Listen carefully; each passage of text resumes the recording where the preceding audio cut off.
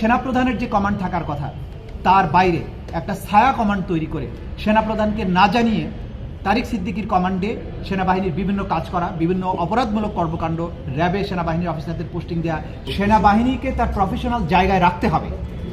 সাবেক সরকার সেনাবাহিনীকে প্রফেশনাল জায়গা থেকে সরিয়ে আনার চেষ্টা করেছে। নায়াসিনামাইড ও স্যালিসাইলিক সমৃদ্ধ লিলি ফেস ওয়াশ যা ফেসের ডেড স্কিন সেল দূর করে দেয় দ্বিগুণ ফাস্টার ব্রাইটেনিং। ডিজিএফআই, এনএসআই, রয়ের যৌথভাবে তারা লক্ষ্য নির্ধারণ করে র্যাব এবং পুলিশকে দিয়ে সেই টার্গেটগুলোকে তুলে আনা এবং তাদেরকে হত্যা করা, নিশ্চিহ্ন করা, এরকম একটা নেক্সাস তৈরি হয়েছিল, সেটার কথা তিনি বলেছেন।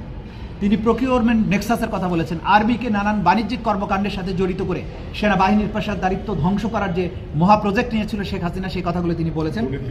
দুর্নীতিগ্রস্ত করা, বিভিন্ন প্রজেক্টের নামে সেনাবাহিনীকে দুর্নীতিগ্রস্ত করা, অফিসারদেরকে দুর্নীতির সুযোগ দেওয়া, যেটা বাংলাদেশের একটা প্রফেশনাল সেনাবাহিনীর ইমেজকে এবং তাদের চরিত্রকে ধ্বংস করেছে, সেটার উত্থানের কথা তিনি সুস্পষ্টভাবে তুলে ধরেছেন।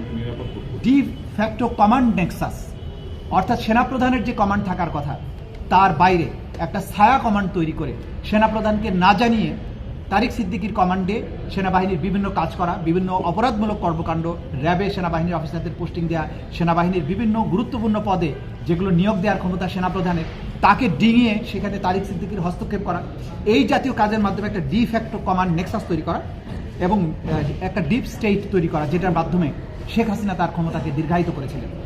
মিলিটারি ইঞ্জিনিয়ারিং কমপ্লেক্সে, যুক্তরাষ্ট্রের মিলিটারি ইন্ডাস্ট্রিয়াল কমপ্লেক্সের আদলে বাংলাদেশে একটা সামরিক প্রকৌশলী গোষ্ঠী তৈরি করে এটার মাধ্যমে ইঞ্জিনিয়ারিং কোরের সিনিয়র অফিসার, সেনা কল্যাণ সংস্থা, বিটিএমএফ এবং ব্যক্তি মালিকানাধীন ঠিকাদারি কোম্পানিগুলোর মধ্যে একটা অশুভ আঁতাত তৈরি করেছিলেন। একজন সাবেক সেনাপ্রধান হিসাবে সেনাবাহিনীকে অতীতের এই স্বৈর শাসকেরা কীভাবে নষ্ট করেছিল এবং সেটাকে থেকে ফিরিয়ে আনা এবং সেনাবাহিনীকে তার আপন মহিমায় ভাস্বর করার জন্য একজন সাবেক সেনাপ্রধান হিসেবে তিনি ব্যাপক চেষ্টা করেছিলেন, কিন্তু তার চেষ্টা ব্যর্থ হয়েছে তারিক সিদ্দিকী এবং শেখ হাসিনার কারণে। সেই কথাগুলো তিনি তুলে ধরেছেন।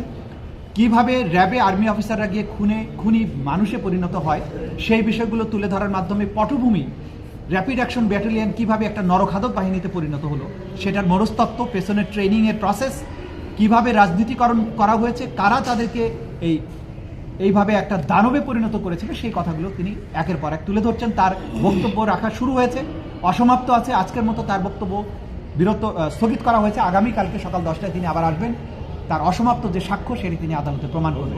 ডিজিএফআই যে রাজনৈতিক নেতাদেরকে তুলে নিয়ে নির্যাতন করত, তার একটা উদাহরণ তিনি দেখিয়েছেন এবং তিনি তার সাক্ষ্যের মধ্য দিয়ে কিন্তু এটা বলার চেষ্টা করেছেন যে কিভাবে ডিজিএফআইকে দিয়ে তারিক সিদ্দিকীরা একটা ডিফ্যাক্টো কমান্ড স্ট্রাকচার তৈরি করেছিলেন এবং তারা অপরাধমূলক কাজ করতেন, রাজনীতি নিয়ন্ত্রণ করতেন, দুর্নীতির মধ্যে নিজেদেরকে লিপ্ত করতেন।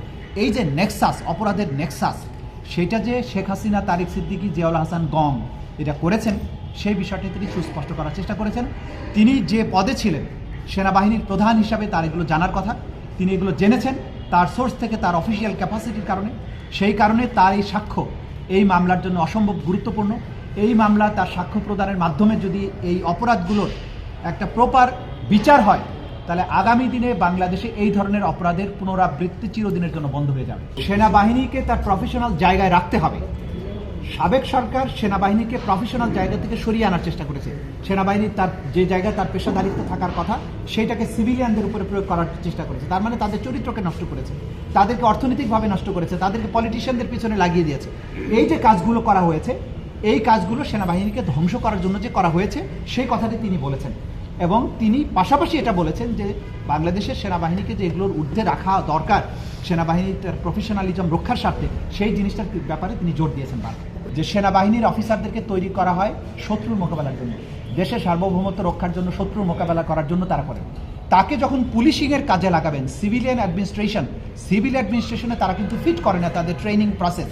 সেই জিনিসটি তিনি বারবার বলার চেষ্টা করেছেন যে সামরিক বাহিনীর অফিসারদেরকে পুলিশ বাহিনীর কোনো ইউনিটে ডেপুটেশনে বা কোনোভাবেই পাঠানো উচিত হবে না, কারণ দুই বাহিনীর ট্রেনিং প্রসেস, তাদের মাইন্ডসেট, তাদের কাজের পদ্ধতি, কাজের ধরন ভিন্ন।